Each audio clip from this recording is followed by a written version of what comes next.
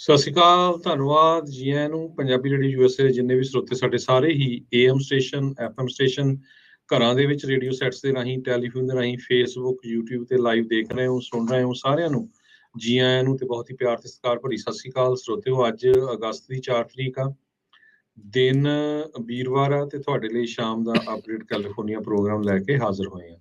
Programme ਸ਼ੁਰੂ ਕਰਨ ਤੋਂ ਪਹਿਲਾਂ ਸਾਡੇ ਅੱਜ ਦੇ ਸਪਾਂਸਰਸ ਦਾ ਧੰਨਵਾਦ। ਖਾਲਸਾ ਇੰਸ਼ੋਰੈਂਸ ਏਜੰਸੀ, ਜਿਨ੍ਹਾਂ ਦੇ ਕੋਲੋਂ ਤੁਸੀਂ ਹਰ ਇੱਕ ਤਰੀਕੇ ਦੀ ਇੰਸ਼ੋਰੈਂਸ ਕਰਵਾ ਸਕਦੇ ਹੋ।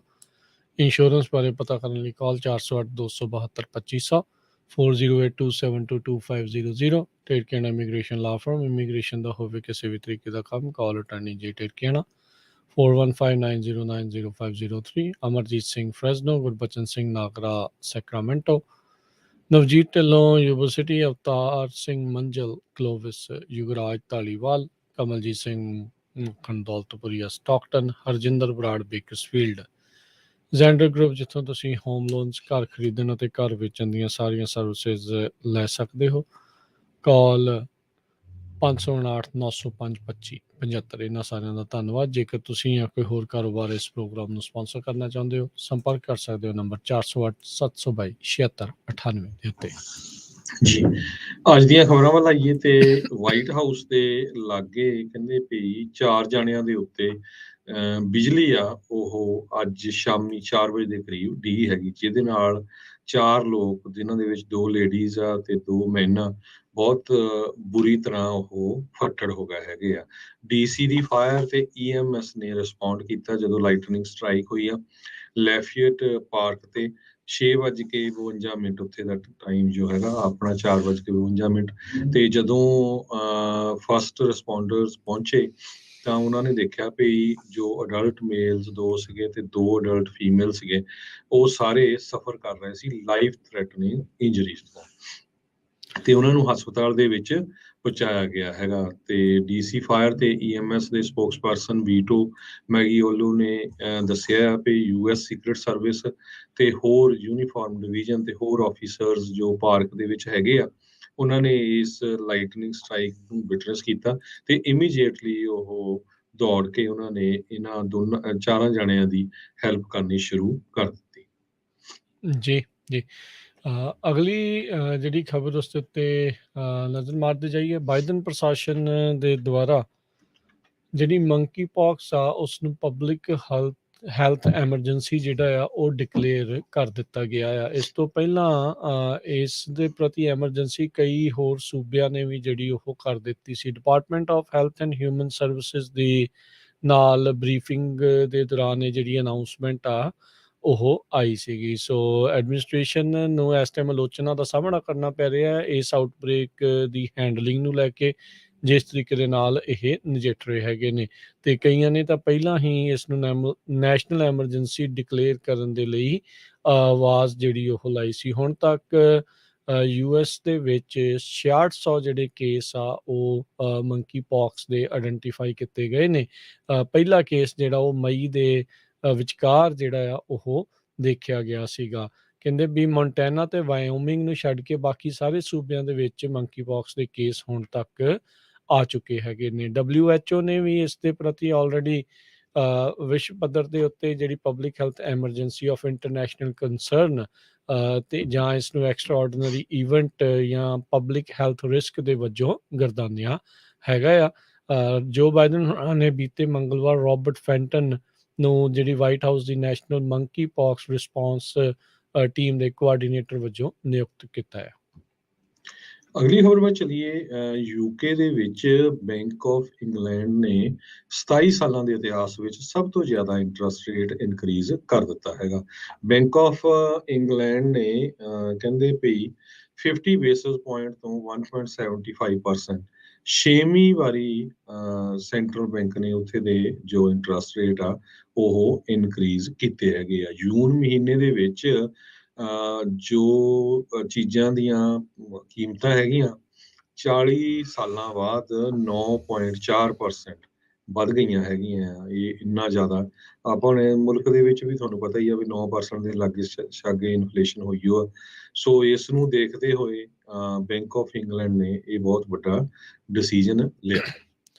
WNBA ਦੀ ਸਟਾਰ ਬ੍ਰਿਟਨੀ ਗ੍ਰਾਈਨਰ ਹੈ, ਜਿਹਦੇ ਕੋਲ 2 ਜਿਹੜੀ ਈ-ਸਿਗਰਟ ਹੁੰਦੀ ਆ, ਉਹਦੇ 2 ਕੈਸਕਟ ਜੋ ਵੀ ਕਹਿੰਦੇ ਆ, ਉਹ ਮਿਲੇ ਸੀਗੇ।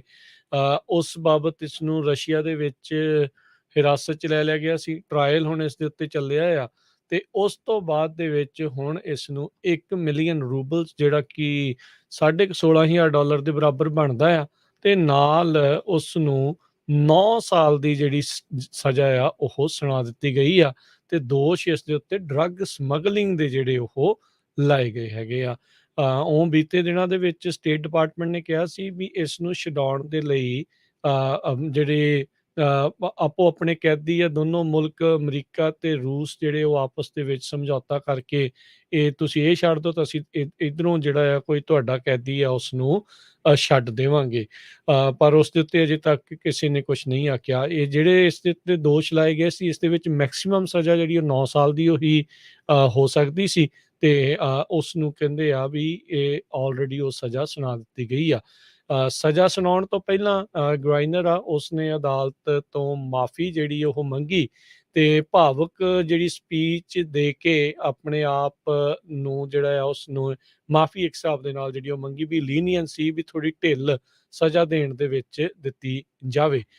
ਕਹਿੰਦੇ ਵੀ ਨਾ ਮੈਂ ਕਿਸੇ ਦੇ ਲਈ ਖਤਰਾ ਬਣੀ ਆ, ਤੇ ਨਾ ਹੀ ਮੈਂ ਰੂਸੀ ਜਿਹੜੀ ਪਾਪੂਲੇਸ਼ਨ ਆ ਉਸ ਨੂੰ ਕਿਸੇ ਜਿਹੜੇ ਆ ਉਹ ਖਤਰੇ 'ਚ ਪਾਇਆ ਆ। ਕਹਿੰਦੀ ਉਸਨੇ ਕਿਹਾ ਵੀ ਨਾ ਹੀ ਮੈਂ ਕੋਈ ਕਾਨੂੰਨ ਤੋੜਨ ਦਾ ਮੇਰਾ ਇਸ ਦੇ ਵਿੱਚ ਕੋਈ ਮੰਤਵ ਸੀਗਾ। ਸੋ ਕਹਿੰਦੀ ਵੀ ਮੇਰੇ ਕੋਲੋਂ ਓਨੈਸਟ ਮਿਸਟੇਕ ਜਿਹੜੀ ਉਹ ਹੋ ਗਈ ਆ, ਤੇ ਮੈਂ ਉਮੀਦ ਕਰਦੀ ਹਾਂ ਵੀ ਤੁਸੀਂ ਜਿਹੜੀ ਆ ਮੈਨੂੰ ਇਸ ਦੇ ਪ੍ਰਤੀ ਇੰਨੀ ਸਖਤ ਸਜ਼ਾ ਜਿਹੜੀ ਉਹ ਨਾ ਸੁਣਾਓ। ਪਰ ਆਪਾਂ ਕਹਿ ਸਕਦੇ ਹਾਂ ਵੀ ਜੋ ਇਸ ਟਾਈਮ ਦੋਨਾਂ ਮੁਲਕਾਂ ਦੇ ਦਰਮਿਆਨ ਚੱਲ ਰਿਹਾ ਆ, ਉਸ ਦਾ ਵਿਚਾਰੀ ਨੂੰ ਇਹ ਨਤੀਜਾ ਆ ਉਹ ਹੁਣ ਭੁਗਤਣਾ ਪੈ ਰਿਹਾ ਆ। ਇਹ ਇੱਕ ਪੋਲੀਟੀਕਲ ਪੌਨ ਦੇ ਵਜੋਂ ਵਰਤੀ ਜਾ ਸਕਦੀ ਆ। ਆਲਦੋ ਵਾਈਟ ਹਾਊਸ ਨੂੰ ਤੇ ਸਾਰਿਆਂ ਨੇ ਇਸ ਨੂੰ ਛਡਾਉਣ ਦੇ ਲਈ ਜਾਂ ਇਸ ਨੂੰ ਘੱਟ ਸਜ਼ਾ ਦੇਣ ਦੇ ਲਈ ਆਖਿਆ ਆ, ਪਰ ਆਪਾਂ ਨੂੰ ਪਤਾ ਹੈ ਵੀ ਰੂਸ ਇੱਦਾਂ ਦੀ ਗੱਲ ਸ਼ਾਇਦ ਘੱਟ ਹੀ ਜਿਹੜੀ ਉਹ ਮੰਨੇਗਾ। ਸੋ ਉਹਨਾਂ ਦੇ ਅੱਜ ਅਦਾਲਤ ਵਿੱਚ ਇਹ ਫੈਸਲੇ ਨੇ ਉਹ ਸਾਬਤ ਕਰ ਦਿੱਤੇ। ਇਸ ਦੇ ਕੋਲ 10 ਦਿਨ ਹੈਗੇ ਆ ਜਿਹੜੇ ਇਸ ਦੇ ਉਲਟ ਅਪੀਲ ਕਰਨ ਦੇ ਲਈ। ਬਿਲਕੁਲ। ਅਗਲੀ ਖਬਰ ਵੱਲ ਚਲੀਏ। ਐਲੈਕਸ ਜੋਨਸ ਨੂੰ ਲੈ ਕੇ ਅੱਜ $4 ਮਿਲੀਅਨ ਦਾ ਜੋ lawsuit Sandy hook elementary school ਦੇ ਬੱਚੇ ਜੋ ਉੱਥੇ ਜਿਨ ਮਾਰੇ ਗਏ ਸੀ ਗੋਲੀਆਂ ਦੇ ਨਾਲ, ਉਹਨਾਂ ਦੇ ਪੇਰੈਂਟਸ ਵੱਲੋਂ ਕੀਤਾ ਗਿਆ ਸੀ, ਉਸ ਦੇ ਸੰਬੰਧ ਦੇ ਵਿੱਚ ਯੂਰੀ ਨੇ $4 ਮਿਲੀਅਨ ਦੇ ਕੰਪਨਸੇਟਰੀ ਡੈਮੇਜਸ ਦਿੱਤੇ ਹੈਗੇ ਆ। ਹਾਲਾਂਕਿ ਉਹ 150 ਮਿਲੀਅਨ ਦੇ ਕਰੀਬ ਮੰਗ ਰਹੇ ਸੀ। ਕੁਛ ਸਿਰਫ 2 ਪੇਰੈਂਟਸ ਨੇ ਜਿਹੜਾ ਇਸ ਨੂੰ ਸੂ ਕੀਤਾ ਸੀਗਾ, ਤੇ ਕੋਰਟ ਦੇ ਵਿੱਚ ਕਾਫੀ ਵਾਰ ਇਹ ਮੰਨਿਆ ਵੀ ਹਾਂ ਮੈਂ ਇਹ ਬਹੁਤ ਲੰਮਾ ਸਮਾਂ ਝੂਠ ਬੋਲਦਾ ਰਿਹਾ ਵੀ ਇਹ ਇੱਕ ਰੀਅਲ ਕਤਲੇਆਮ ਨਹੀਂ ਹੋਇਆ ਸੀ, ਵੀ ਐਵੇਂ ਸਟੋਰੀ ਬਣਾਈ ਗਈ ਹੈਗੀ ਆ। ਆਪਾਂ ਸਾਰਿਆਂ ਨੂੰ ਪਤਾ ਹੈਗਾ। ਤੇ ਉਸ ਦੀ ਕੰਪਨੀ ਨੂੰ ਵੀ ਸੂ ਕੀਤਾ ਗਿਆ ਹੈ, ਤੇ ਕਹਿੰਦੇ ਵੀ ਉਸਨੇ ਆਪਣੀ ਕੰਪਨੀ 'ਚ 2021 ਤੇ 2022 'ਚ $62 ਮਿਲੀਅਨ ਦੇ ਕਰੀਬ ਆਲਰੇਡੀ ਪੈਸੇ ਕਢਾ ਲਏ ਸੀ, ਕਿਉਂਕਿ ਬਾਅਦ ਦੇ ਵਿੱਚ ਉਸਨੇ ਬੈਂਕਰਪਸੀ ਫਾਈਲ ਕਰ ਦਿੱਤੀ। ਕਹਿੰਦੇ ਇਸਨੇ ਆਲਰੇਡੀ 1.5 ਮਿਲੀਅਨ ਫਾਈਨਸ ਦੇ ਵਿੱਚ ਇਸ ਤੋਂ ਜਿਹੜਾ ਸਿਕਿਉਰ ਕੀਤਾ ਗਿਆ ਆ ਜੋਨਸ ਦੇ ਵੱਲੋਂ, ਤੇ 5.6 ਮਿਲੀਅਨ ਹੋਰ ਇਸਨੇ ਜਿਹੜਾ ਉਹ ਦੇਣਾ ਆ। ਤੇ ਇਸੇ ਦੌਰਾਨ ਜਿੱਦਾਂ ਤੁਸੀਂ ਦੱਸਿਆ ਵੀ ਅੱਜ ਜਿਊਰੀ ਨੇ ਸੈਂਡੀ ਹੁੱਕ ਐਲੀਮੈਂਟਰੀ ਜਿਹੜੇ ਸ਼ੂਟਿੰਗ ਵਿਕਟਮਸ ਦੇ ਦੁਆਰਾ ਇਹ ਲਾਸੂਟ ਕੀਤਾ ਗਿਆ ਸੀ, ਉਸ ਦੇ ਵਿੱਚ $4 ਮਿਲੀਅਨ ਦਾ ਜਿਹੜਾ ਜੁਰਮਾਨਾ ਆ ਉਹ ਰਾਸ਼ੀ ਆ ਉਸ ਨੂੰ ਦੇਣ ਦੇ ਲਈ ਆਖਿਆ ਹੈਗਾ ਆ। ਅਗਲੀ ਜਿਹੜੀ ਹਰਜੋਤ ਸਿੰਘ ਜੀ ਗੱਲ ਕਰਦੇ ਜਾਈਏ, ਤਾਂ ਕਹਿੰਦੇ ਵੀ ਕੋਵਿਡ ਦੇ ਆਉਣ ਦੇ ਨਾਲ ਇਮੀਗ੍ਰੇਸ਼ਨ ਦੇ ਉੱਤੇ ਬਹੁਤ ਭੈੜਾ ਅਸਰ ਪਿਆ ਆ। ਕਹਿੰਦੇ ਇਮੀਗ੍ਰੇਸ਼ਨ ਬੈਕਲੌਗ ਬਹੁਤ ਜ਼ਿਆਦਾ ਆਲਰੇਡੀ ਵੱਧ ਚੁੱਕਾ ਆ। LA ਟਾਈਮਸ ਦੀ ਆਈ ਇੱਕ ਰਿਪੋਰਟ ਦੇ ਮੁਤਾਬਕ ਕਹਿੰਦੇ ਵੀ 1 ਮਿਲੀਅਨ ਜਿਹੜੇ ਲੋਕ ਨੇ ਉਹ ਮਰ ਸਕਦੇ ਨੇ US ਇਮੀਗ੍ਰੇਸ਼ਨ ਦੇ ਸਿਰਫ ਵੇਟ ਕਰਦੇ ਹੋਏ, ਗ੍ਰੀਨ ਕਾਰਡ ਦੀ ਜਿਹੜੀ ਉਹ ਵੇਟ ਕਰਦੇ ਹੋਏ। ਕੋਵਿਡ ਦੇ ਕਰਕੇ ਕਹਿੰਦੇ ਬੈਕਲੌਗ ਇੰਨਾ ਜਿਹੜਾ ਆ ਉਹ ਵੱਧ ਚੁੱਕਾ ਹੈਗਾ। ਇੱਕ ਮਿਲਾਪ ਕਾਸ਼ੀਪਾਰਾ ਦਾ ਜਿਹੜਾ ਦੱਸਦੇ ਆ, ਕਹਿੰਦੇ ਵੀ ਉਸਨੇ 16 ਸਾਲ ਵੇਟ ਕੀਤਾ ਗ੍ਰੀਨ ਕਾਰਡ ਦੇ ਲਈ, ਵੀ ਆਪਣੇ 3 ਬੱਚਿਆਂ ਨੂੰ ਲੈ ਕੇ ਉਹ ਇੱਥੇ ਜਿਹੜਾ ਉਹ ਪਹੁੰਚਿਆ ਸੀਗਾ ਵੀ ਕੈਲੀਫੋਰਨੀਆ ਦੇ ਵਿੱਚ ਜਿਹੜਾ ਉਹ ਆਊਗਾ। 2019 ਦੇ ਵਿੱਚ ਉਸ ਦੀ ਫੈਮਿਲੀ ਜਿਹੜੀ ਉਹ ਫਿਰ ਪਹੁੰਚੀ ਸੀਗੀ। ਸੋ ਕਹਿੰਦੇ ਵੀ ਪੇਪਰ ਵਰਕ ਕੰਪਲੀਟ ਹੋ ਗਿਆ, ਫਾਈਨਲ ਸਟੈਪ ਸੀਗਾ ਇੰਟਰਵਿਊ ਸਕੈਜੂਲ ਸੀਗੀ ਮੁੰਬਈ ਦੇ ਵਿੱਚ, ਤੇ ਉਸ ਤੋਂ ਬਾਅਦ ਦੇ ਵਿੱਚ ਕਹਿੰਦੇ ਅਪਰੂਵ ਹੋਇਆ ਸੀ ਅਪ੍ਰੈਲ 2020 ਦੇ ਵਿੱਚ ਜਾਣ ਦੇ ਲਈ। ਹੁਣ 47 ਸਾਲਾਂ ਦਾ ਹੈਗਾ ਆ, ਪਰ ਇਹ ਕਹਿੰਦੇ ਵੀ ਇੰਨੀ ਉਹਦੇ ਨਾਲ ਮਾੜੀ ਹੋਈ, ਕੋਵਿਡ ਉਸ ਨੂੰ ਹੋ ਗਿਆ ਉਸੇ ਦੌਰਾਨ 47 ਸਾਲਾਂ ਦਾ ਜਦੋਂ ਸੀਗਾ, ਤੇ ਉਹ ਇਨਫੈਕਟ ਹੋ ਗਿਆ, ਤੇ ਉਹਦੀ 15 ਦਿਨਾਂ ਬਾਅਦ ਵਿਚਾਰੇ ਦੀ ਜਿਹੜੀ ਉਹ ਮੌਤ ਹੋ ਗਈ, 15 ਦਿਨਾਂ ਬਾਅਦ ਜਿਹੜੀ ਇੰਟਰਵਿਊ ਤੋਂ ਬਾਅਦ। ਸੋ ਕਹਿੰਦੇ ਵੀ ਇੱਦਾਂ ਦੇ ਬਹੁਤ ਸਾਰੇ ਜਿਹੜੇ ਕੇਸ ਆ ਉਹ ਹੁਣ ਹੁੰਦੇ ਜਾ ਰਹੇ ਆ। ਕਹਿੰਦੇ ਵੀ ਉਹਦੇ ਪਰਿਵਾਰ ਨੂੰ ਹੁਣ ਸਪੋਰਟ ਦੀ ਕਾਫੀ ਵੱਡੀ ਜਿਹੜੀ ਜ਼ਰੂਰਤ ਆ। ਕਹਿੰਦੇ ਵੀ ਲਗਾਤਾਰ ਜਿਹੜੇ ਬੈਕਲੌਗ ਯੂਐਸ ਇਮੀਗ੍ਰੇਸ਼ਨ ਪ੍ਰੋਸੈਸ ਦੇ ਵਿੱਚ ਆਏ ਹੋਏ ਆ, ਉਸ ਨੇ ਇਸ ਪੂਰੇ ਪ੍ਰੋਸੈਸ ਨੂੰ ਇੱਕ ਹਿਸਾਬ ਦੇ ਨਾਲ ਰੋਕ ਦਿੱਤਾ ਹੈਗਾ ਆ, ਤੇ ਕਾਂਗਰਸ ਨੂੰ 3 ਦਹਾਕੇ ਤੋਂ ਵੱਧ ਦਾ ਸਮਾਂ ਹੋ ਗਿਆ ਆ ਵੀ ਯੂਐਸ ਇਮੀਗ੍ਰੇਸ਼ਨ ਸਿਸਟਮ ਦੇ ਵਿੱਚ ਕਿਸੇ ਵੱਡੇ ਮੇਜਰ ਓਵਰਹਾਲ ਕੀਤਿਆਂ ਨੂੰ। ਸੋ ਪਾਥਵੇ ਜਿਹੜਾ ਆ ਇਹ ਪੱਕੇ ਕਹਿ ਲਓ ਵੀ ਗ੍ਰੀਨ ਕਾਰਡ ਦੇ ਲਈ ਜਾਂ ਸਿਟੀਜ਼ਨਸ਼ਿਪ ਬਣਨ ਦੇ ਲਈ, ਇੱਦਾਂ ਦੇ ਖਾਸ ਕਰਕੇ ਫੈਮਿਲੀ ਬੇਸਡ ਇਮੀਗ੍ਰੇਸ਼ਨ ਵਾਲੇ, ਉਹ ਇਸ ਗੱਲੋਂ ਬਹੁਤ ਤੰਗ ਪਰੇਸ਼ਾਨ ਹੈਗੇ ਨੇ ਵੀ ਇੰਨਾ ਲੰਮਾ ਸਮਾਂ, ਲੌਂਗਰ ਐਪਲੀਕੇਸ਼ਨ ਫਾਰਮਸ ਤੇ ਹੋਰ ਬਹੁਤ ਕੁਝ ਜਿਹੜਾ ਇਸ ਦੇ ਵਿੱਚ ਨਵਾਂ ਜਿਹੜਾ ਉਹ ਆ ਰਿਹਾ ਹੈਗਾ ਆ। ਸੋ ਯੂਐਸ ਇਮੀਗ੍ਰੇਸ਼ਨ ਦੇ ਵਿੱਚ ਇਹ ਕੋਵਿਡ ਦੇ ਦੌਰਾਨ ਸਭ ਨੂੰ ਹੀ ਪਤਾ ਵੀ ਕੰਮਕਾਜ ਕਾਫੀ ਜ਼ਿਆਦਾ ਠੱਪ ਜਿਹੜਾ ਉਹ ਹੋ ਗਿਆ ਸੀਗਾ, ਪਰ ਹੁਣ ਕੋਵਿਡ ਦੇ ਚਲੇ ਜਾਣ ਤੋਂ ਬਾਅਦ ਦੇ ਵਿੱਚ ਵੀ ਅਜੇ ਵੀ ਕੰਮਕਾਜ ਆ ਉਹ ਧੀਮੀ ਗਤੀ ਦੇ ਵਿੱਚ ਹੀ ਕਹਿ ਸਕਦੇ ਆ ਉਹ ਚੱਲ ਰਿਹਾ ਹੈਗਾ ਆ ਜੀ। ਅਗਲੀ ਖਬਰ ਵੱਲ ਚਲੀਏ। ਬੈਂਕ ਆਫ ਅਮਰੀਕਾ ਤੋਂ ਆ ਰਹੀ ਆ। ਕਹਿੰਦੇ ਪਈ ਇੱਕ ਬੰਦੇ ਨੇ ਪੈਟੀ ਟਰਨਰ, ਜੋ ਕਿ ਬੈਂਕ ਆਫ ਅਮਰੀਕਾ ਦਾ ਬਹੁਤ ਲੰਮਾ ਸਮਾਂ ਕਸਟਮਰ ਰਿਹਾ, ਤੇ ਆਲ ਆਫ ਸਡਨ ਉਹਨੂੰ ਕਾਲ ਆਈ ਪਈ ਜੀ ਤੁਸੀਂ ਆਪਣਾ ਇੱਥੇ ਜੋ ਲੋਕਰ ਲਿਆ ਆ ਉਸ ਨੂੰ ਲੈ ਲਓ, ਉਹ ਚੋਂ ਸਮਾਨ ਕੱਢ ਲਓ, ਕਿਉਂਕਿ ਅਸੀਂ ਇਹ ਬ੍ਰਾਂਚ ਬੰਦ ਕਰਨ ਜਾ ਰਹੇ ਹਾਂ। ਪਿਛਲੇ ਮਹੀਨਿਆਂ ਦੇ ਵਿੱਚ ਬੈਂਕ ਆਫ ਅਮਰੀਕਾ ਤੇ ਈਵਨ ਹੋਰ ਬਹੁਤ ਸਾਰੀਆਂ ਬੈਂਕਾਂ ਨੇ ਇਹ ਜੋ ਆਪਣੀਆਂ ਬ੍ਰਾਂਚਿਸ ਆ ਉਹ ਕਲੋਜ਼ ਕੀਤੀਆਂ ਹੈਗੀਆਂ। ਸੋ ਪੈਟਸੀ ਟਰਨਰ ਜੋ ਬੀਬੀ ਆ, ਉਹ ਕਹਿੰਦੀ ਵੀ ਮੇਰੇ ਕੋਲ ਤਾਂ ਚਾਬੀ ਵੀ ਨਹੀਂ, ਮੈਨੂੰ ਤਾਂ ਪਤਾ ਨਹੀਂ ਏਜਸ ਹੋ ਗਏ, ਬਹੁਤ ਸਾਲ ਹੋ ਗਿਆ ਜਦੋਂ ਮੈਂ ਆਪਣਾ ਲੋਕਰ ਖੋਲ ਕੇ ਦੇਖਿਆ ਸੀ। ਤੇ ਉਹ ਕਹਿੰਦੇ ਵੀ ਠੀਕ ਆ, ਤੈਨੂੰ ਪੈਸੇ ਪੇ ਕਰਨੇ ਪਊਗੇ, ਚਾਬੀ ਹਾਲਾਂਕਿ ਬੈਂਕ ਕੋਲ ਵੀ ਇੱਕ ਹੁੰਦੀ ਆ, ਤੇ ਅਸੀਂ ਤੁਹਾਨੂੰ ਸਮਾਨ ਦੇ ਦਾਂਗੇ। ਕਹਿੰਦੀ ਵੀ ਜਦੋਂ ਮੈਂ ਗਏ ਪਹਿਲਾਂ ਤਾਂ ਉਹ ਵੀ ਪੈਸੇ ਦਿੱਤੇ ਜਿੰਨੇ ਉਹਨੇ ਚਾਰਜ ਕੀਤੇ, ਤੇ ਜਦੋਂ ਉਹ ਚੋਂ ਸਮਾਨ ਕੱਢਿਆ ਉਹਦੇ ਵਿੱਚੋਂ ਇੱਕ $900 ਦਾ ਕੈਸ਼ੀਅਰ ਚੈੱਕ ਮਾਰਚ 1988 ਨੂੰ ਲਿਖਿਆ ਹੋਇਆ ਸੀ। ਤੇ ਉਹ ਬੀਬੀ ਕਹਿੰਦੀ ਮੈਂ ਬੈਂਕ ਨੂੰ ਕਿਹਾ ਵੀ ਮੇਰਾ ਚੈੱਕ ਕੈਸ਼ ਕਰੋ, ਉਹ ਕਹਿੰਦੇ ਨਹੀਂ ਜੀ ਇਹ ਨਹੀਂ ਚੈੱਕ ਕੈਸ਼ ਹੋਣਾ, ਇਹ ਤਾਂ ਬਹੁਤ ਪੁਰਾਣਾ ਆ। ਉਹ ਕਹਿੰਦੀ ਵੀ ਕੈਸ਼ੀਅਰ ਚੈੱਕ ਦੇ ਉੱਤੇ ਕੋਈ ਡੇਟ ਨਹੀਂ ਲਿਖੀ ਵੀ ਕਦੋਂ ਐਕਸਪਾਇਰ ਹੋਣਾ ਆ। ਯੂਜ਼ਲੀ ਜੋ ਰੈਗੂਲਰ ਚੈੱਕ ਹੁੰਦੇ ਉਹਨਾਂ ਤੇ ਲਿਖਿਆ ਹੁੰਦਾ ਕਈ ਵਾਰ ਵੀ 3 ਮਹੀਨੇ ਵੈਲਿਡ ਆ ਜਾਂ 6 ਮਹੀਨੇ। ਤੇ ਉਹ ਕਹਿੰਦੇ ਜੀ ਨਹੀਂ, ਜੋ ਅਨਕਲੇਮਡ ਪ੍ਰਾਪਰਟੀ ਹੁੰਦੀ ਸਟੇਟ ਕੰਟਰੋਲਰ ਆਫਿਸ ਉਹਦੇ ਕੋਲ ਚਲੇ ਜਾਓ। ਤੇ ਉਹ ਵਿਚਾਰੀ ਸਟੇਟ ਕੰਟਰੋਲਰ ਆਫਿਸ ਵੀ ਕਾਲਾਂ ਕੂਲਾਂ ਕਰਦੀ ਰਹੀ। ਉਹ ਕਹਿੰਦੇ ਸਾਡੇ ਕੋਲ ਕੋਈ ਇਸੇ ਤਰ੍ਹਾਂ ਦਾ ਡਾਟਾ ਹੀ ਹੈ ਨਹੀਂ। ਉਹ ਤੋਂ ਬਾਅਦ ਫਿਰ ਉਹ ਕਈ ਲੋਕਲ ਚੈਨਲ ਹੁੰਦੇ ਆ ਜੋ ਇਦਾਂ ਲੋਕਾਂ ਦੇ ਮੁੱਦੇ ਉਠਾਉਂਦੇ ਇਨਵੈਸਟੀਗੇਟ ਕਰਦੇ। ਸੋ 7 on your side local TV channel ਨੇ ਫਿਰ ਬੈਂਕ ਆਫ ਅਮਰੀਕਾ ਨੂੰ ਕੰਟੈਕਟ ਕੀਤਾ ਵੀ ਭਾਈ ਉਹ ਤਾਂ ਵਿਚਾਰੀ ਨੇ ਕੈਸ਼ੀਅਰ ਚੈੱਕ ਉੱਥੇ ਪਿਆ ਆ, ਹਾਲਾਂਕਿ ਦੇਖਦੇ ਉਹਦੇ ਬੈਂਕ 'ਚ ਹੁੰਦੇ ਤਾਂ ਕਿੰਨੇ ਪੈਸੇ ਬਣੇ ਹੋਣੇ ਸੀ, ਤੇ ਉਹ ਪੈਸੇ ਦਿਓ। ਤੇ ਫਿਰ ਉਹ ਬੈਂਕ ਵਾਲੇ ਕਹਿੰਦੇ ਠੀਕ ਆ ਅਸੀਂ ਹੁਣ ਪੈਸੇ ਦੇ ਦਿੰਦੇ ਆ। ਤੇ ਅੱਜ ਕੱਲ ਉਹ ਬੀਬੀ ਫਿਰ ਹੁਣ ਇੱਕ ਟ੍ਰਿਪ ਦੇ ਉੱਤੇ ਕਰੂਜ਼ ਤੇ ਚਲੇ ਗਈ ਹੈਗੀ ਆ। ਸੋ ਏਦਾਂ ਹੁੰਦਾ। ਸੋ ਇਹ ਖਬਰ ਦਾ ਮਤਲਬ ਇਹ ਵੀ ਆ ਵੀ ਜਿੰਨੇ ਸਾਡੇ ਸਰੋਤੇ ਆ ਬਹੁਤ ਸਾਰਿਆਂ ਨੇ ਲੋਕਰ ਲਏ ਹੋਈ ਆ, ਸੋਨਾ ਰੱਖਿਆ ਹੁੰਦਾ, ਉਹਨੂੰ ਚੈੱਕ ਚੁੱਕ ਕਰ ਲਿਆ ਕਰੋ। ਅੱਜ ਕੱਲ ਬ੍ਰਾਂਚਾਂ ਬਹੁਤ ਬੰਦ ਹੋ ਜਾਂਦੀਆਂ, ਕੋਈ ਸਮਾਨ ਏਦਾਂ ਦਾ ਵਿੱਚ ਰੱਖਿਆ ਆ, ਕਈਆਂ ਨੇ ਕੈਸ਼ ਪੈਸੇ ਰੱਖੇ ਉਹ ਤਾਂ ਕੀਮਤ ਘਟੀ ਜਾਂਦੀ ਆ। ਤੁਸੀਂ ਦੇਖ ਲਓ ਵੀ ਜਿਹੜੀ $100 ਦੀ ਕੀਮਤ 3 ਸਾਲ ਪਹਿਲਾਂ ਸੀ, ਉਹ ਹੁਣ $100 ਮੈਨੂੰ ਨਹੀਂ ਲੱਗਦਾ $70 ਚ ਵੀ ਹੋਊਗਾ। ਠੀਕ ਹੈ ਕਿ ਨਹੀਂ, ਇੰਨੀ ਮਹਿੰਗਾਈ ਹੋ ਗਈ ਆ। ਸੋ ਇਹ ਜ਼ਰੂਰ ਆਪਣੇ ਲੋਕਰ ਜ਼ਰੂਰ ਚੈੱਕ ਕਰੋ। ਨਹੀਂ ਜਾ ਕੇ ਮਿੱਟੀ ਘੱਟਾ ਝਾੜ ਲਓ ਤੇ ਦੇਖ ਲਓ ਕੀ ਕੁਛ ਹੈਗਾ ਆ, ਤੇ ਉਸ ਹਿਸਾਬ ਦੇ ਨਾਲ ਬੰਦਾ ਫੈਸਲਾ ਲੈ ਲੈਂਦਾ। ਅਗਲੀ ਜਿਹੜੀ ਗੱਲ ਕਰਦੇ ਜਾਈਏ, ਸਾਬਕਾ ਰਾਸ਼ਟਰਪਤੀ ਟਰੰਪ ਹੁਣਾਂ ਦੀ ਲੀਗਲ ਟੀਮ ਕਹਿੰਦੇ ਇਸ ਟਾਈਮ ਜਸਟਿਸ ਡਿਪਾਰਟਮੈਂਟ ਦੇ ਨਾਲ ਸਿੱਧੀ ਗੱਲਬਾਤ ਆ, ਰਾਬਤਾ ਜਿਹੜੀ ਉਹ ਚੱਲ ਰਹੀ ਆ। ਜਿਹੜੀ ਕ੍ਰਿਮੀਨਲ ਪ੍ਰੋਬ 6 ਜਨਵਰੀ ਦੇ ਬਾਬਤ ਉਹ ਇਸ ਟਾਈਮ ਐਕਸਲਰੇਟ ਹੋ ਰਹੀ ਆ।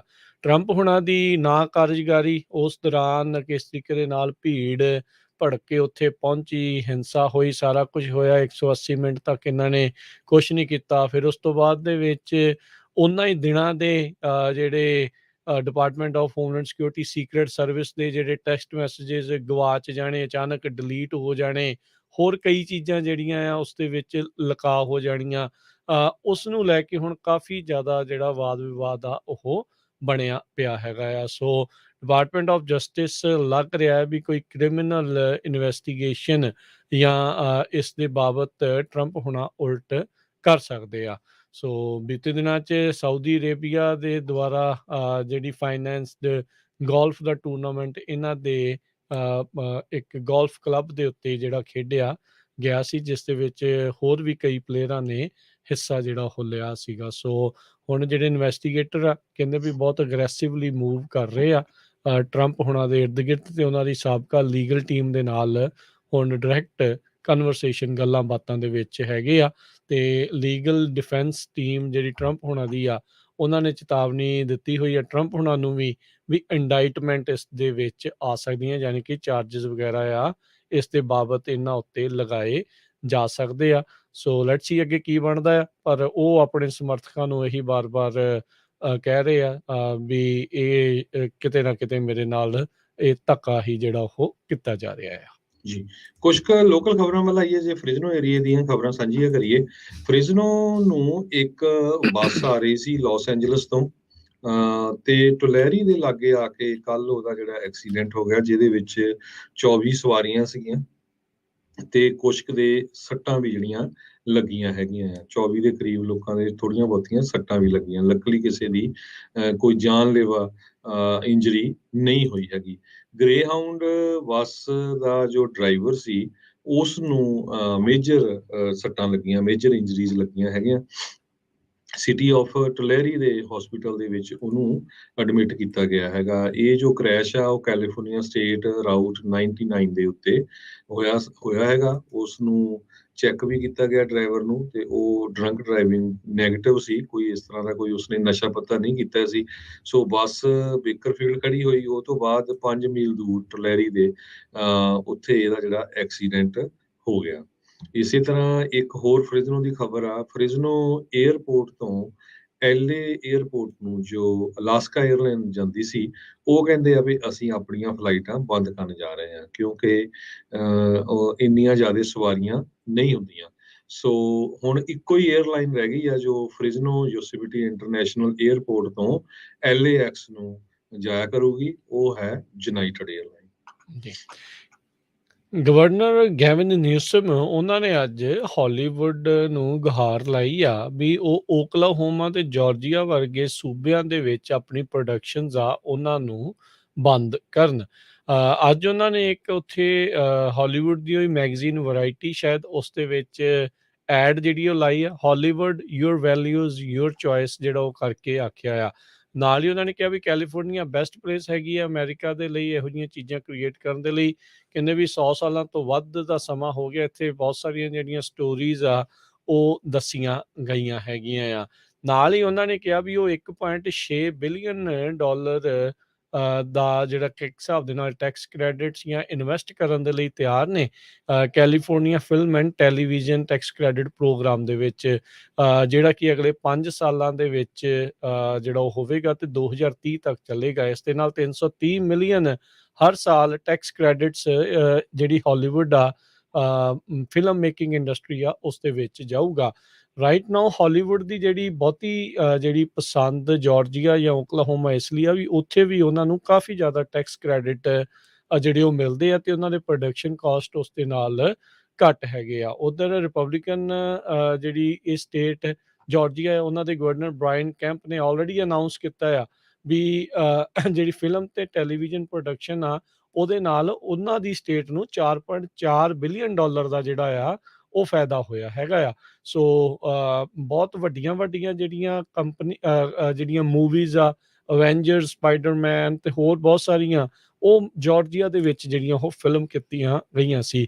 ਗਵਰਨਰ ਨਿਊਸਮ ਕਹਿ ਰਹੇ ਆ ਵੀ ਇਹਨਾਂ ਸਟੇਟਸ ਨੇ ਜਿਹੜੇ ਅਬੋਰਸ਼ਨ ਦੇ ਹੱਕ ਦੇ ਵਿੱਚ ਕੀਤਾ ਹੈ, ਐਂਟੀ ਅਬੋਰਸ਼ਨ ਜਿਹੜੇ ਉਹਨਾਂ ਨੇ ਕਾਨੂੰਨ ਜਿਹੜੇ ਲਿਆਂਦੇ ਨੇ, ਇਸ ਕਰਕੇ ਹਾਲੀਵੁੱਡ ਨੂੰ ਇਹ ਹੁਣ ਸੋਚਣਾ ਚਾਹੀਦਾ ਆ ਵੀ ਉਹ ਸਾਰਾ ਕੁਛ ਕੈਲੀਫੋਰਨੀਆ ਦੇ ਵਿੱਚ ਹੀ ਕਰਨ ਦੀ ਕੋਸ਼ਿਸ਼ ਕਰੇ। ਸੋ ਹੁਣ ਉਹਨਾਂ ਨੂੰ ਇੱਥੇ ਲਿਆਉਣ ਦੇ ਲਈ 1.6 ਬਿਲੀਅਨ ਡਾਲਰ ਦੇ ਜਿਹੜੇ ਟੈਕਸ ਕ੍ਰੈਡਿਟ ਅਗਲੇ 5 ਸਾਲਾਂ ਦੇ ਵਿੱਚ ਦੇਣ ਦੀ ਉਹਨਾਂ ਨੇ ਗੱਲ ਆਖੀ ਆ। ਹੁਣ ਦੇਖੋ ਹਾਲੀਵੁੱਡ ਗੱਲਾਂ ਹੀ ਮਾਰਦਾ ਆ ਜਾਂ ਫਿਰ ਇਸ ਦੇ ਉੱਤੇ ਕੋਈ ਕਦਮ ਵੀ ਚੱਕੂਗਾ। ਜੀ, ਕੈਲੀਫੋਰਨੀਆ ਦੇ ਕੁਝ ਫਾਰਮ ਵਰਕਰਸ ਆ ਉਹ ਮਾਰਚ ਕਰਨ ਜਾ ਰਹੇ ਆ ਡਲੀਨੋ ਕੈਲੀਫੋਰਨੀਆ ਤੋਂ ਸੈਕਰਾਮੈਂਟੋ ਨੂੰ ਲੇਬਰ ਬਿੱਲ ਦੀ ਸਪੋਰਟ ਦੇ ਸੰਬੰਧ ਦੇ ਵਿੱਚ 25 ਫਾਰਮ ਵਰਕਰਸ 335 ਮੀਲ ਸੈਕਰਾਮੈਂਟੋ ਜੋ ਡਲੀਨੋ ਤੋਂ ਹੈਗਾ ਉਹ ਤੁਰ ਕੇ ਜਾਣਗੇ March for the governors signature. ਇਹ ਆਰਗੇਨਾਈਜ਼ ਕੀਤਾ ਗਿਆ ਯੂਨਾਈਟਿਡ ਫਾਰਮ ਵਰਕਰਸ ਵੱਲੋਂ ਤੇ ਬੁੱਧਵਾਰ ਨੂੰ 8:30 ਵਜੇ ਇਹ ਜੋ ਮਾਰਚ ਆ ਸਟਾਰਟ ਹੋਇਆ। 25 ਜਣੇ ਸੀ ਤੇ ਇਹਨਾਂ ਦੇ ਨਾਲ 500 ਦੇ ਕਰੀਬ ਹੋਰ ਫਾਰਮ ਵਰਕਰਸ 40 ਏਕੜਸ ਕੰਪਲੈਕਸ ਜਿਹੜਾ ਡਲੀਨੋ ਆ ਉੱਥੇ ਜੁਆਇਨ ਕਰਨਗੇ। ਤੇ ਇਹ ਜਿਹੜੀ ਫਾਰਮ ਵਰਕਰਸ ਯੂਨੀਅਨ ਆ 60 ਸਾਲ ਪਹਿਲਾਂ ਸਤੰਬਰ 1962 ਦੇ ਵਿੱਚ ਇੱਥੇ ਹੀ ਬਣੀ ਸੀਗੀ। ਸੋ ਹੁਣ ਇੱਥੋਂ ਜਾ ਰਹੇ ਆ ਸੈਕਰਾਮੈਂਟੋ ਨੂੰ ਤੁਰ ਕੇ ਜਾ ਰਹੇ ਆ। ਸੋ ਜਰੂਰ ਜਿੰਨੇ ਆਪਣੇ ਪੰਜਾਬੀ ਭੈਣ ਭਰਾ ਸੁਣਦੇ ਆ ਉਹਨਾਂ ਦਾ ਰਸਤਾ ਚੈੱਕ ਕਰ ਲਿਓ, ਜੇ ਕੋਈ ਕਿਸੇ ਤਰ੍ਹਾਂ ਦੀ ਉਹਨਾਂ ਨੂੰ ਫੂਡ ਵਗੈਰਾ ਹੈਲਪ ਦੇ ਸਕਦੇ ਆ ਤੇ ਵਧੀਆ ਹੋਊਗਾ। ਜੇ ਕੋਈ ਆਪਣੇ ਹੱਕਾਂ ਦੀ ਗੱਲ ਕਿਤੇ ਵੀ ਕਰਦਾ ਹੈਗਾ ਆਪਾਂ ਪੰਜਾਬੀਆਂ ਨੂੰ ਉਹਨਾਂ ਦਾ ਸਾਥ ਜਿਹੜਾ ਆ ਦੇਣਾ ਚਾਹੀਦਾ ਹੈਗਾ, ਕਿਉਂਕਿ ਇਹ ਜਿਹੜਾ ਮਾਰਚ ਹੈਗਾ ਕਾਫੀ ਟਾਊਨਸ ਦੇ ਵਿੱਚੋਂ ਤੁਰ ਕੇ ਜਾਣਾ ਹੈ ਉਹਨੇ। ਤੇ ਸੋ ਇਹ ਉਹਨਾਂ ਦਾ ਰਾਊਟ ਤਾਂ ਮੈਂ ਦੇਖਿਆ ਨਹੀਂ, ਜੇ ਹੋਇਆ ਤਾਂ ਜਰੂਰ ਆਪਾਂ ਸ਼ੇਅਰ ਕਰ ਦਾਂਗੇ ਉੱਤੇ ਪੰਜਾਬੀ ਰੇਡੀਓ ਯੂਐਸਏ ਦੀ ਫੇਸਬੁੱਕ ਤੇ। ਜੀ, ਤੇ ਹੁਣ ਜੇ ਮਾਰਕੀਟ ਦੀ ਗੱਲ ਕਰਦੇ ਜਾਈਏ, ਅੱਜ ਡਾਓ ਜੋਨਸ ਕੁਝ ਕੁ ਦਿਨ ਜਿਹੜੇ ਚੜ੍ਹਾਈ ਤੋਂ ਬਾਅਦ ਚ ਅੱਜ ਥੋੜਾ ਜਿਹਾ ਥੱਲੇ ਨੂੰ ਆਇਆ, 85 ਪੁਆਇੰਟ ਥੱਲੇ ਆਇਆ ਤੇ 32,727 ਤੇ ਬੰਦ ਹੋਇਆ। S&P 3 ਪੁਆਇੰਟ ਥੱਲੇ ਆ ਕੇ 4152 ਤੇ, ਨੈਸਡੈਕ 52 ਪੁਆਇੰਟ ਵੱਧ ਕੇ 12,720 ਦੇ ਉੱਤੇ ਬੰਦ ਹੋਇਆ। ਸੋਨੇ ਦਾ ਭਾਅ $1810 ਪ੍ਰਤੀ ਆਉਂਸ ਰਿਹਾ ਹੈ। ਕੱਚੇ ਤੇਲ ਦੀ ਕੀਮਤ ਦੇ ਵਿੱਚ ਗਿਰਾਵਟ ਦਰਜ ਕੀਤੀ ਗਈ ਆ, 90 ਤੋਂ ਥੱਲੇ ਆ ਗਿਆ, $88 ਪ੍ਰਤੀ ਬੈਰਲ ਦੇ ਉੱਤੇ ਇਸ ਟਾਈਮ ਆ ਚੁੱਕਾ ਹੈਗਾ ਆ। 10 ਈਅਰ ਯੀਲਡ 2.68% ਦੇ ਉੱਤੇ, ਕ੍ਰਿਪਟੋ ਕਰੰਸੀ 22,650 US ਡਾਲਰ ਤੇ ਇਥੀਰੀਅਮ 1608 US ਡਾਲਰ ਦੇ ਬਰਾਬਰ ਰਿਹਾ ਆ। ਸੋ ਤੇਲ ਦੀਆਂ ਕੀਮਤਾਂ ਹੋਰ ਘਟਣ ਦੀ ਆਪਾਂ ਉਮੀਦ ਲਾ ਸਕਦੇ ਹਾਂ, ਪਰ ਯੂਜਲੀ ਹੁੰਦਾ ਨਹੀਂ। ਆਪਾਂ ਨੂੰ ਪਤਾ ਹੀ ਆ ਜਿਹੜੀਆਂ ਇਹ ਵੱਡੀਆਂ ਗੈਸ ਵਾਲੀਆਂ ਕੰਪਨੀਆਂ, ਹਰਜੋਤ ਸਿੰਘ ਜੀ, ਜਦੋਂ ਤਾਂ ਚੜ੍ਹਦਾ ਉਦੋਂ ਤਾਂ ਬੜੀ ਜਲਦੀ ਵਧਾ ਦਿੰਦੇ ਆ ਪ੍ਰਾਈਸਿਸ ਤੇ ਇੱਧਰ ਘਟਾ ਦਿੰਦੇ ਹੈਗੇ ਆ। ਘਟਾਉਣ ਲੱਗਿਆ ਜਿਹੜਾ ਉਹ ਥੋੜਾ ਜਿਹਾ ਟਾਈਮ ਥੋੜਾ ਵੱਧ ਲਾ ਦਿੰਦੇ ਹੈਗੇ ਆ। ਸੋ ਲੈਟਸ ਸੀ ਕੀ ਬਣਦਾ ਆ। ਰਿਕਾਰਡ ਤੋੜ $7 ਬਿਲੀਅਨ, ਕਿਸੇ ਨੇ $13 ਬਿਲੀਅਨ ਦੇ ਕੁਆਟਰਲੀ ਪ੍ਰੋਫਿਟ ਜਿਹੜੇ ਆ ਉਹਨਾਂ ਨੇ ਪੋਸਟ ਕੀਤੇ ਆ, ਇਹ ਜਿਹੜੀਆਂ ਤੇਲ ਦੀਆਂ ਕੰਪਨੀਆਂ ਨੇ ਜੀ। ਸੋ ਜੇ ਰੀਅਲ ਸਟੇਟ ਦੀ ਗੱਲ ਕਰਦੇ ਜਾਈਏ, ਕਹਿੰਦੇ ਪਈ ਰੈਕਡ ਲੈਵਲ ਦੇ ਉੱਤੇ ਯੂਐਸ ਦੇ ਜੋ ਹੋਮ ਵਾਇਰਸ ਆ ਉਹ ਬੈਕ ਆਊਟ ਕਰ ਰਹੇ ਆਪਣੀਆਂ ਡੀਲਸ, ਕਿਉਂਕਿ ਇੰਟਰਸਟ ਰੇਟ ਵਧਿਆ ਹੈਗਾ। ਰੈਡਫਿਨ ਨੇ ਅਨਾਉਂਸ ਕੀਤਾ ਭਈ 60,000 ਦੇ ਕਰੀਬ ਹੋਮ ਪਰਚੇਜ਼ ਐਗਰੀਮੈਂਟ ਹੋਇਆ ਯੂਐਸਏ ਦੇ ਵਿੱਚ ਪਿਛਲੇ ਮਹੀਨੇ ਦੇ ਵਿੱਚ, ਜੋ ਕਿ 14.9% ਉਹ ਬਣਦੇ ਆ ਕੈਂਸਲੇਸ਼ਨ ਦਾ ਟੋਟਲ ਜੇ ਯੂਐਸਏ ਦੀ ਗੱਲ ਕਰਦੇ ਜਾਈਏ। ਸੋ ਕਾਫੀ ਜਗ੍ਹਾ ਦੇ ਉੱਤੇ ਲੋਕ ਜਿਨ੍ਹਾਂ ਨੇ ਪਹਿਲਾਂ ਆਪਣੇ ਕੰਟਰੈਕਟ ਲਿਖੇ ਹੋਏ ਸੀ, ਕੋਈ ਨਵੇਂ ਘਰ ਬਣਦੇ ਸੀ ਜਾਂ ਪੁਰਾਣੇ ਵੀ ਸੀ, ਉਹ ਕੈਂਸਲ ਕਰਦੇ ਜਾ ਰਹੇ ਹੈਗੇ ਆ। ਸੋ ਹੋਪਫੁਲੀ ਜੇ ਇੰਟਰਸਟ ਰੇਟ ਦੇਖੋ ਗਾਹਾਂ ਨੂੰ ਕਿੱਦਾਂ ਹੁੰਦਾ, ਹਾਲਾਂਕਿ ਲੱਗਦਾ ਤਾਂ ਇੱਦਾਂ ਹੀ ਆ ਵੀ ਇੰਟਰਸਟ ਰੇਟ ਅੱਗੇ ਤੇ ਅੱਗੇ ਵਧਣਾ ਹੀ ਹੈਗਾ। ਸੋ ਇਸੇ ਤਰ੍ਹਾਂ ਜੇ ਡਾਲਰ ਦੀ ਗੱਲ ਕਰਦੇ ਜਾਈਏ, ਇੱਕ US ਡਾਲਰ ਦੀ ਕੀਮਤ ਇੰਡੀਆ ਦੇ 78 ਰੁਪਏ ਤੇ 72 ਪੈਸੇ ਦੇ ਬਰਾਬਰ ਰਹੀ ਆ। ਇੱਕ US ਡਾਲਰ ਦੀ ਕੀਮਤ ਕੈਨੇਡਾ ਦੇ $1 ਤੇ 28 ਸੈਂਟ ਦੇ ਬਰਾਬਰ ਰਹੀ ਆ। ਪ੍ਰੋਗਰਾਮ ਦੀ ਹੁਣ ਇੱਥੇ ਸਮਾਪਤੀ ਹੈ। ਮੇਰੇ ਰਾਜਕਨਵੀਰ ਸਿੰਘ ਵੱਲੋਂ ਤੇ ਹਰਜੋਤ ਸਿੰਘ ਵੱਲੋਂ ਸਭ ਨੂੰ ਪਿਆਰ ਭਰੀ ਸਤਿ ਸ੍ਰੀ ਅਕਾਲ। ਜਿਉਂਦੇ ਵਾਸਤੇ ਰਹੋ, ਹੱਸਦੇ ਖੇਲਦੇ ਰਹੋ ਤੇ ਸੁਣਦੇ ਰਹੋ ਜੀ ਪੰਜਾਬੀ ਰੇਡੀਓ ਯੂਐਸਏ।